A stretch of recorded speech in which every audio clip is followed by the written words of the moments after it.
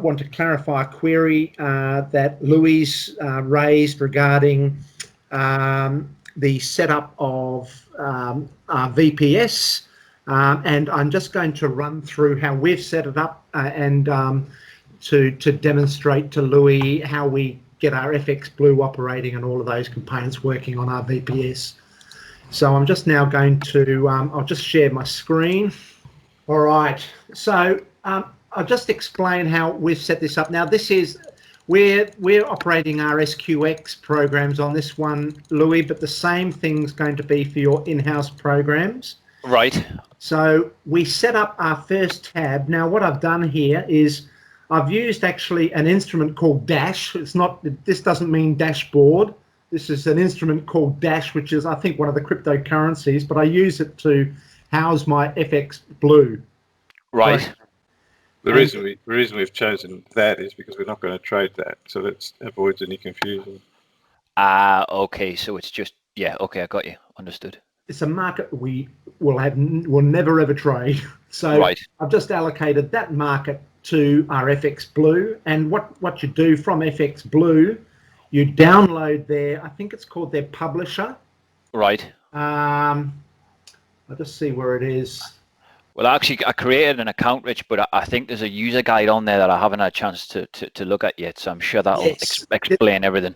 There'll be an EA called Publisher, which you load into your expert advisors.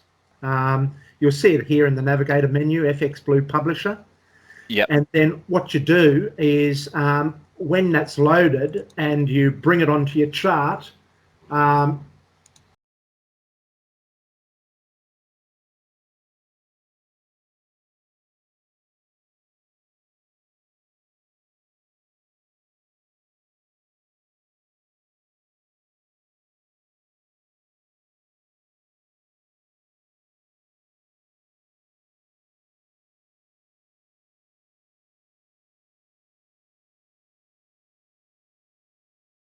Understood. So it's similar, Rich, to like a my FX book, like a similar. Yeah. Right. Okay. Yeah. Got you.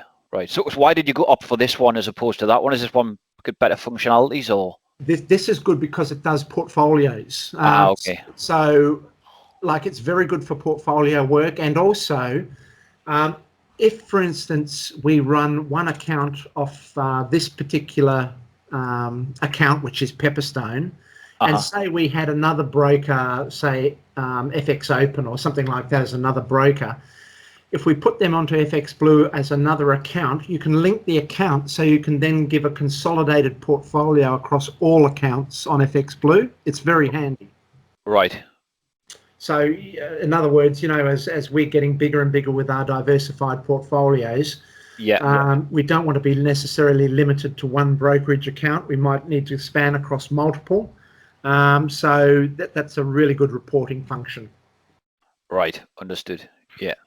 Got you. Now, I know we've covered this before, Rich, but we'll say it again. If you've got a resource issue with your VPS, you want to try and minimize the activity that's on the VPS. So at the moment, if you look at Rich's market watch there's probably more instruments there than we actually trade. And so if you actually turn off the instruments that you're not trading, that's a bit less impost on the system. The other thing you can do is you can minimize, if you go to the tools options, Rich, looking at the chart,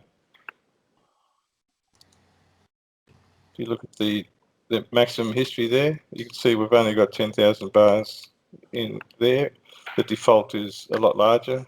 So the more history that's being captured and the more history that's on the screen, again, the more resources being chewed up. So you can get rid of that.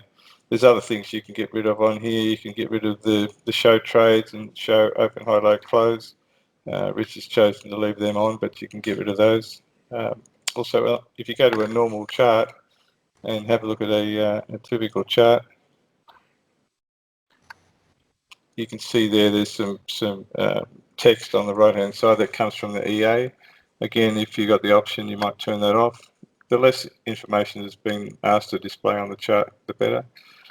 Don't load any indicators on because indicators just chew up resources as well. Got you. And the details on the right hand side there, Fred, that's from the SQX. You wouldn't get that on the in-house solutions, would you? No, we're not using that. That's part of SQX. And right. In SQX, there is the option to display or not to display.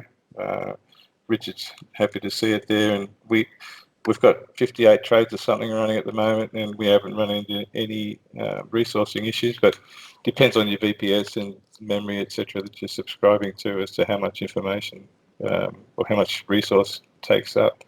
The other thing you can do is you can minimize all the charts. So that, again, the less information that the system is being asked to display at any one point in time, the less resource hungry the operation is going to be.